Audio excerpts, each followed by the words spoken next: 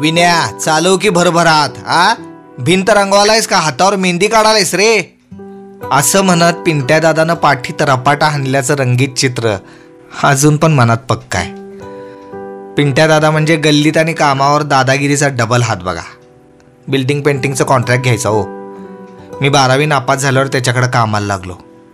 त्याचं काय, घरी आमचे थोरले बंधुराज दारू ढोसून आले म्हणजे सगळ्यांच्या चेहऱ्याचा रंगच उडायचा. मग काय, माझ्या समजूतदारपणानं घराच्या जबाबदारीचा भार उचलला.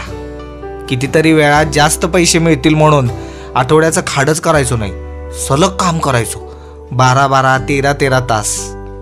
आमच्या बरोबरची पोरं कोण कोण हो, काहीतर पैशासाठी चैनीसाठी डब्यातनं ऑइल पेंट लंपास करायची. पण मी किती पण कडकी असली ना तरी असलं काही केलो नाही.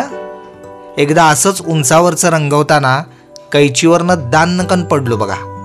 15 दिवस दवाखान्यात. तेव्हापासून मालकाला सांगितलो कैची आणि पाळणा सोडून बोला. नंतर हळूहळू हजेरीवरनं अंगावर खंडून काम घ्यायला लागलो. पैसा यायला लागला तसं घराचं शेडकार्डच बदललं बघा. कधी कधी वाटतं हे निर्व्यसनीपणाचं अस्तर नसतं तर कष्टाच्या रंगाचा दुसरा हात एवढा उठलाच नसता.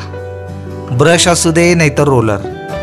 आज पण मी कामाला मागं सरत नाही कारण लोकांच्या भिंती रंगवता रंगवता माझ्या घरावर आनंदाचा समाधानाचा रंग चढताना बघत आलोय.